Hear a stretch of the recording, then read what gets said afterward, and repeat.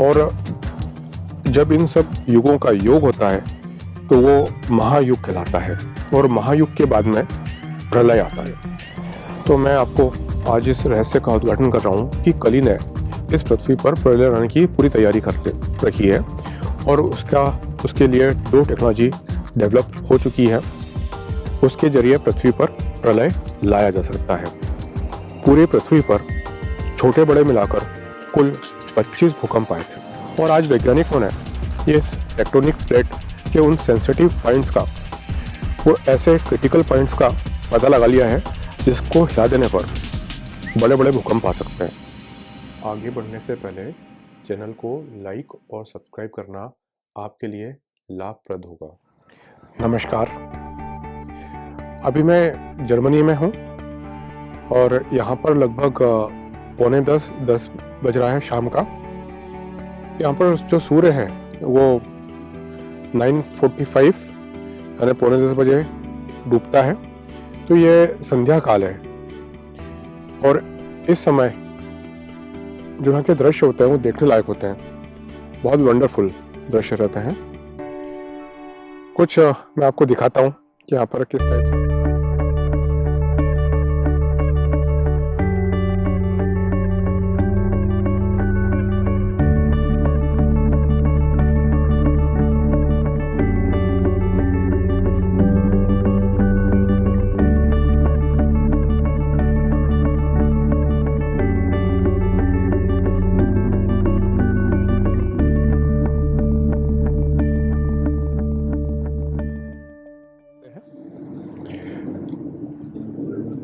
कई लोगों को कली के अस्तित्व पर संदेह हो सकता है, लेकिन मुझे कली के अस्तित्व पर किसी भी प्रकार का कोई संदेह, कोई शंका नहीं है।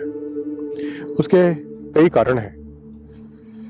पहला तो यह कि हमारे जो पुराने प्राचीन समय के ऋषि मुनि थे, उनके पास में इतनी दूरदृष्टि थी कि वे आने वाले समय को देख सकते थे, और इसीलिए उन्होंने इस समय को देख लिया था और इसका नाम उन्होंने कली युग रखा। संस्कृत में हर नाम का कोई ना कोई अर्थ होता है। उदाहरण के लिए आपका भी कोई ना कोई नाम होगा और उसका भी निश्चित तौर पर कोई ना कोई अर्थ होगा। तो जो कली है उससे दो शब्द बने हैं। एक तो शब्द है कल और दूसरा कलन। एक्चुअली कई लोग कलयुग को कलयुग भी इसीलिए बोलते हैं। और जो कल शब्द है उससे इंग्लिश का शब्द बना है जिसको हम कैलकुलेट कहते हैं, और कैलकुलेट से ही कैलकुलेशन बना है। हर मैथमेटिक्स अगर आपने पढ़ी हो तो आपने उसमें कलन यानी कैलकुलस जरूर पढ़ा होगा। जो कैलकुलस है यानी कलन, उसकी दो विधाएं होती है, समाकलन और विकलन। समाकलन का मतलब है इंटीग्रल कैलकुलस, और विकलन का मतलब है डिफरेंशिएशन या डिफरेंशियल कैलकुलस। खैर, हम मैथमेटिक्स की तो कभी और चर्चा करेंगे, लेकिन मैं आपको बता रहा था। और जो कल का पर्यायवाची है वो है गणक या गणना करने वाला। कैलकुलेट और गणना ये आपस में मिली हुई चीजें हैं, और इसीलिए वर्तमान आप युग में देखेंगे तो हर चीज का कलन यानी हर चीज का कैलकुलेशन हो रहा है। और इसीलिए जो भी मॉडर्न टेक्नोलॉजी है ये पूरी की पूरी कैलकुलेशन पर बेस्ड है। उदाहरण के लिए जब आप सुबह उठते हैं तो आप अपना वजन नापते हैं। कई लोग अपने पेट का डायमीटर नापते हैं। इसके बाद वो कितने स्टेप्स चले हैं इसका भी मापन हो जाता है। पहले तो दो गांवों के बीच में दूरी भी एक अंदाजन निकाली जाती थी, लेकिन आज किसी भी ग्लोब के दो पॉइंट, दो लोकेशंस के बीच की दूरी बिल्कुल आसानी से इंटरनेट टेक्नोलॉजी का उपयोग करके निकाली जा सकती है। और इस बात का भी कलन हो सकता है, इस बात की भी गणना की जा सकती है कि अगर पैदल जाए तो उन दो बिंदुओं के बीच में कितना समय लगेगा।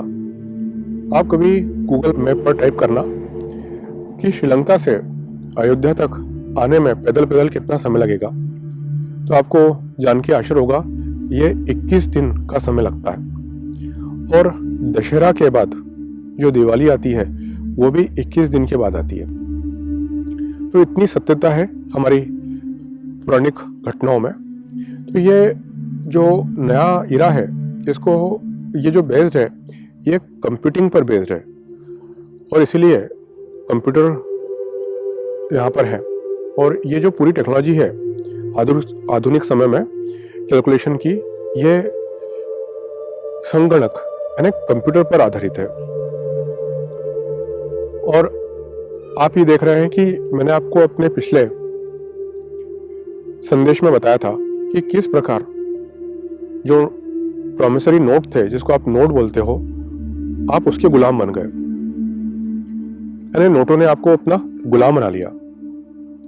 और आगे आने वाले समय में नोटों का डिजिटलाइजेशन हो जाएगा, यानी आप फिजिकल नोट का एक दूसरे से एक्सचेंज नहीं करेंगे, बल्कि इंटरनेट टेक्नोलॉजी के माध्यम से इसका एक्सचेंज होगा। और निश्चित तौर पर जो इंटरनेट टेक्नोलॉजी को कंट्रोल करेगा वही आपको कंट्रोल करेगा। जब हम लोग इंजीनियरिंग कॉलेज में हुआ करते थे तो हमारे प्रोफेसर बताते थे कि अभी जो आप ये लोग डेस्कटॉप कंप्यूटर देख रहे हैं, आगे आने वाले समय में ये लैपटॉप कंप्यूटर हो जाएगा, और उसके बाद में पाम टॉप हो जाएगा। पाम टॉप का मतलब है कि आपकी हथेली को इंग्लिश में पाम बोलते हैं, तो पाम पर रखकर काम करने वाला कंप्यूटर। आपने लैपटॉप तो देख ही लिया होगा, यानी जो लैप में रखकर, गोद में रखकर काम करने वाला कंप्यूटर। तो यह आज से करीब 50-60 पहले ही साल से निर्धारित हो गया था कि इस समय जो टेक्नोलॉजी आएगी वो इतनी डेवलप हो जाएगी कि आप हाथ में रखकर कंप्यूटर को और काम कर सकते होंगे। जो आपका मोबाइल है ये एक्चुअली पाम टॉप कंप्यूटर ही है। जो एक डेस्कटॉप कंप्यूटर का कॉन्फ़िगरेशन नहीं होता है, जितनी रैम एक डेस्कटॉप कंप्यूटर की नहीं होती है, उससे कई गुना ज़्यादा रैम आजकल मोबाइल की हो रही है। उसका हार्डवेयर के स्पेसिफिकेशन डेस्कटॉप से भी कई गुना ज़्यादा है कई मामलों में। तो ये जो लेटेस्ट टेक्नोलॉजी है इसने पुरानी टेक्नोलॉजी को रिप्लेस कर दिया, यानी डेस्कटॉप कंप्यूटर को लैपटॉप कंप्यूटर ने रिप्लेस किया, और अब मोबाइल ने लैपटॉप कंप्यूटर को भी रिप्लेस कर दिया। तो इतनी दूरदृष्टि जो प्राचीन समय के ऋषि मुनि थे वो जानते थे कि ये कलयुग में हर चीज का कलन होगा, हर चीज कैलकुलेट की जाएगी, हर चीज का हिसाब किताब रखा जाएगा। और हो भी क्यों ना, क्योंकि ये युग पैसों का युग है, रुपए का युग है, और हर चीज के खरीदने और बेचने में आपको मापन करना पड़ेगा। उदाहरण के लिए पुराने समय में क्योंकि लोग आपसी सहयोग करते थे, तो कोई चीज कम या ज्यादा किसी को चली जाए तो कोई फर्क नहीं पड़ता है। लेकिन आज लोग लालची हो गए हैं, स्वार्थी हो गए हैं, तो जरा सी भी चीज ज्यादा चली जाए तो एक व्यक्ति को कष्ट पहुंचेगा। इसीलिए हर चीज का एक एक्यूरेट मापन होता है। तो एक तो ये बात हो गई जो मैंने आपको बताई, लेकिन जो आगे आने वाला समय है वो इंटरनेट का समय है। उसमें ये जो पाम टॉप कंप्यूटर है ना, मोबाइल है, ये भी रिप्लेस हो जाएगा। अभी एक कंपनी है, न्यूरालिंक नाम है उसका, एलन मस्क की कंपनी है। उसने ऐसे उपकरण बना लिए हैं जिसको अगर किसी के ब्रेन में लगा दिया जाए तो डायरेक्टली इंटरनेट उसके ब्रेन से कनेक्ट हो जाएगा। तो उसके पूरे थॉट्स क्या हैं उसकी पूरी रीडिंग हो जाएगी, और वो व्यक्ति बिना किसी मोबाइल के, बिना किसी दूसरे इंटरफेस के, उसका मस्तिष्क डायरेक्टली इंटरनेट से कनेक्ट हो जाएगा, और फिर वो जो चाहे इंटरनेट पर जितनी भी चीज़ें अवेलेबल है वो सब देख सकता है, उसका उपयोग कर सकता है। ये आने वाले समय में होगा, निश्चित तौर पर होगा।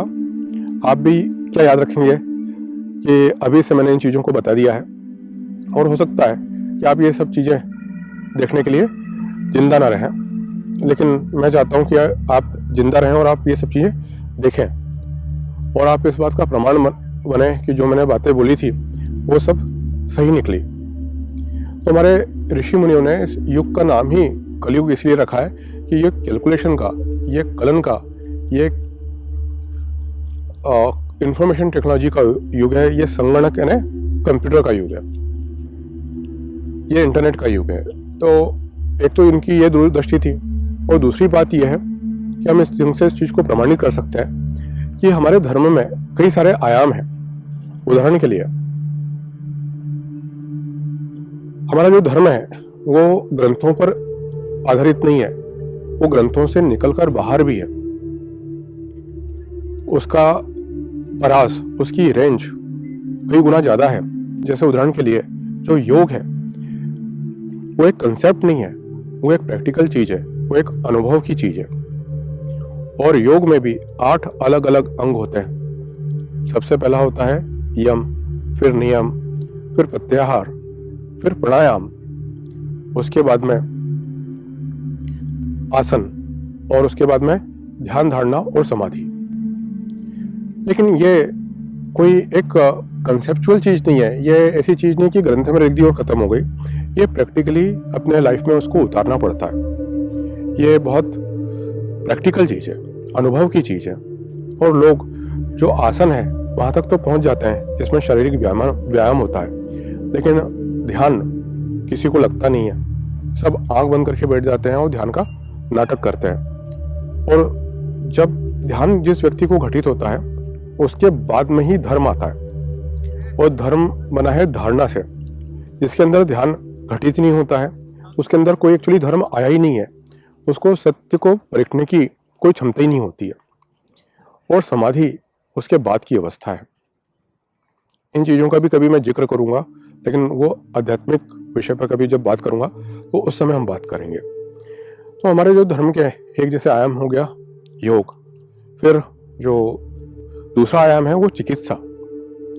और चिकित्सा भी ऐसी चीज जो हम किसी आर्टिफिशियल चीजों के जरिए नहीं, बल्कि जो प्रकृति में पाई जाने वाली चीजें हैं उससे हम अपने आप को अपना उपचार कर लें, और हम सबसे पहले बीमारी ना पड़े उन चीजों का उपयोग करके। ये पूरा आयुर्वेद उसकी एक विधा है, हमारे धर्म की एक विधा है। और हमारे धर्म की एक और अन्य विधा है, और वो अभिन्न विधा है, और वो है ज्योतिष शास्त्र या खगोल शास्त्र। ये दोनों ऐसे हैं जैसे एक पंछी के 2 पर हों, खगोल शास्त्र और ज्योतिष शास्त्र। जो ज्योतिष शास्त्र है वो खगोल शास्त्र का प्रैक्टिकल एप्लीकेशन है। अगर हम खगोल शास्त्र की बात करें तो वो एक प्रैक्टिकल चीज है, वो एक वैज्ञानिक चीज है। और जो आधुनिक एस्ट्रोलॉजी है, एस्ट्रोनॉमी है, उसका भी आधार ये हमारा जो पुराना खगोल शास्त्र था यही है।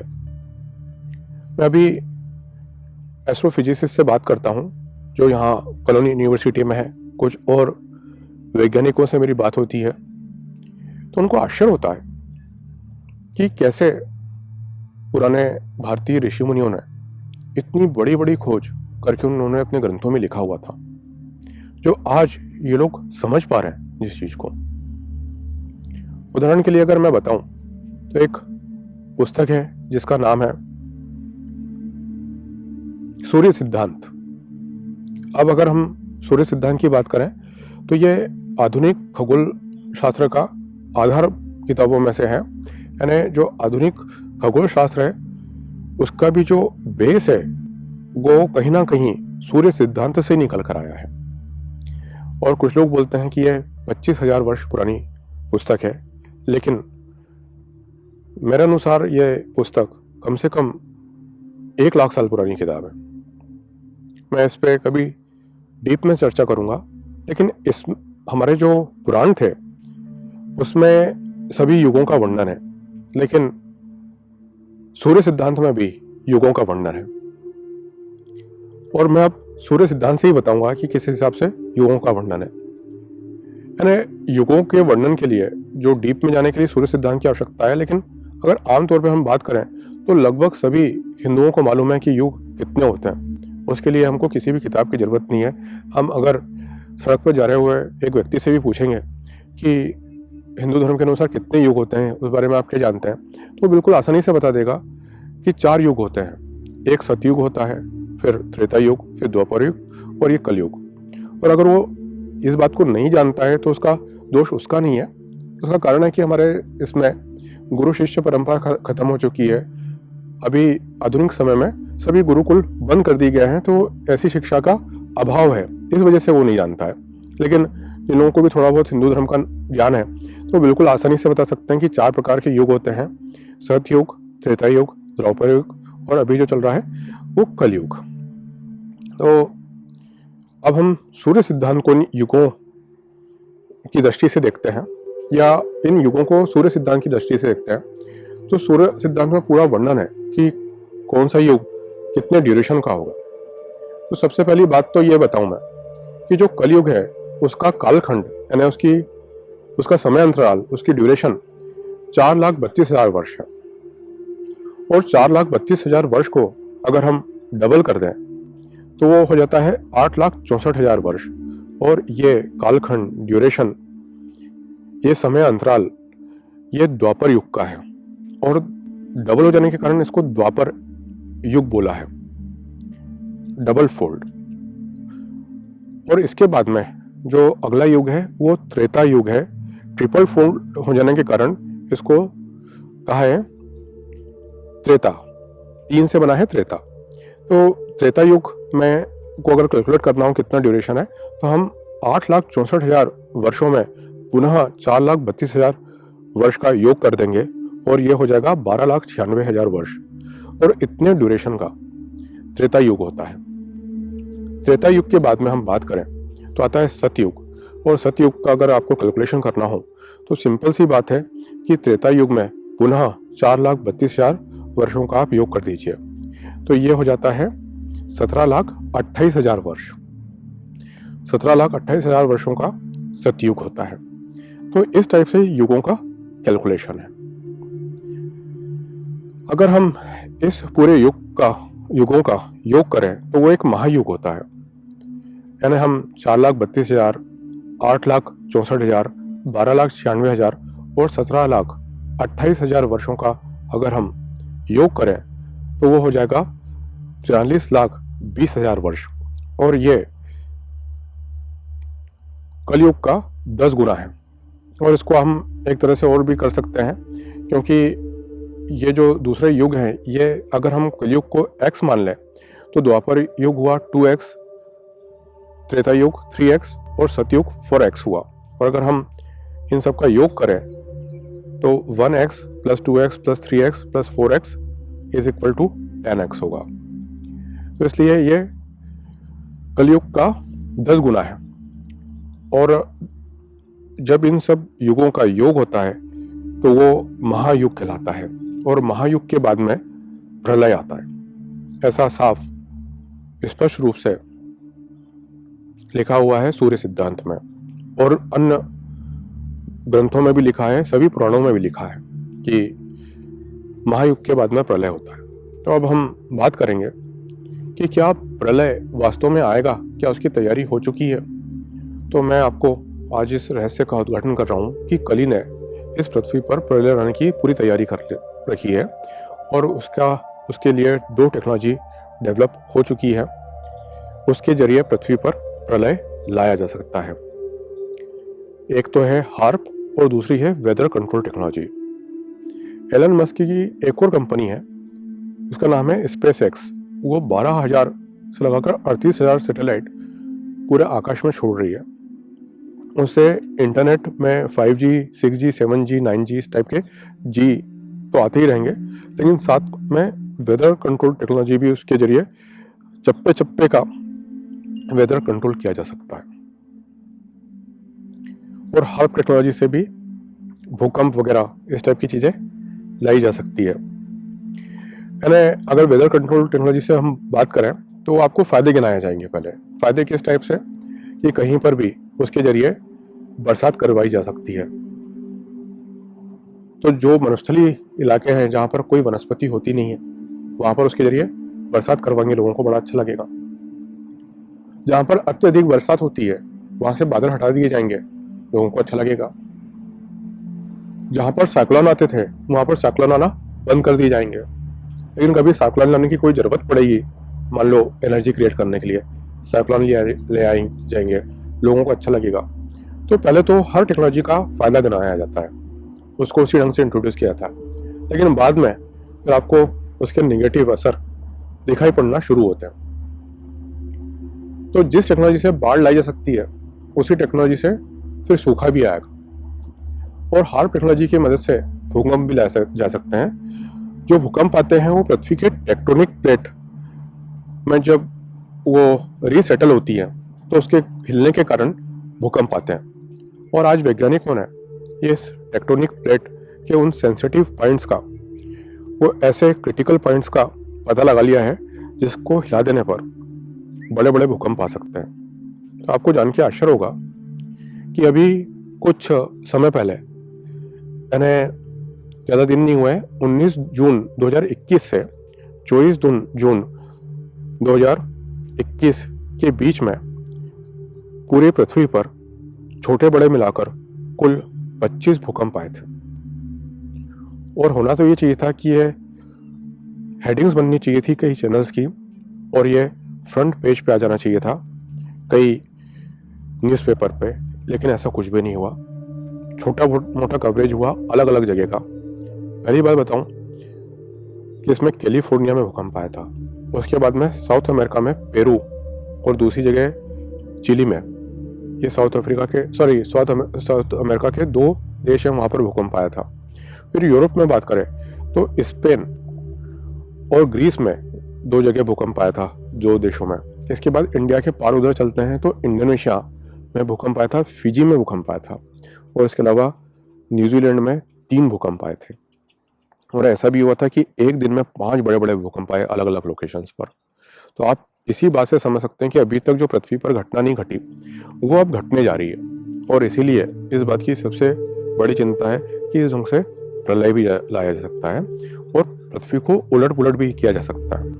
तो आप बोलेंगे कि क्या ऐसा पहले हो चुका है कभी? तो इसका आंसर है बिल्कुल हो चुका है।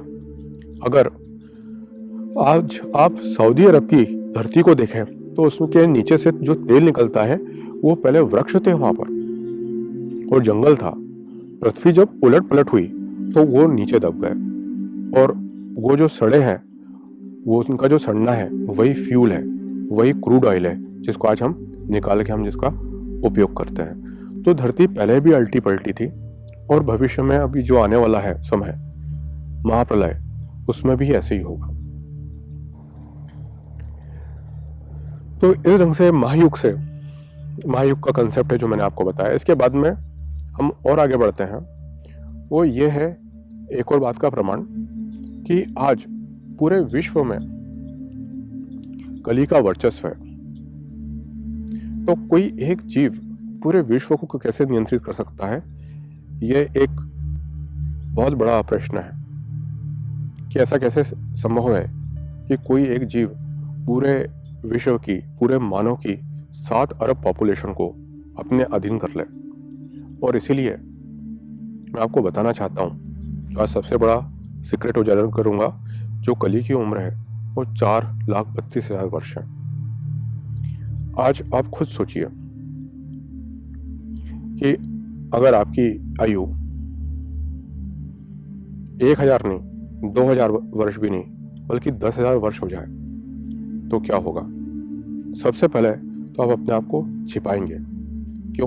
क्योंकि अगर दूसरे लोग जान गए कि ये व्यक्ति, इसकी आयु इतनी ज़्यादा है, तो वो उसको खतरे के रूप में देखेंगे, उसको अपने बीच का हिस्सा नहीं मानेंगे, उसको अलग मानेंगे।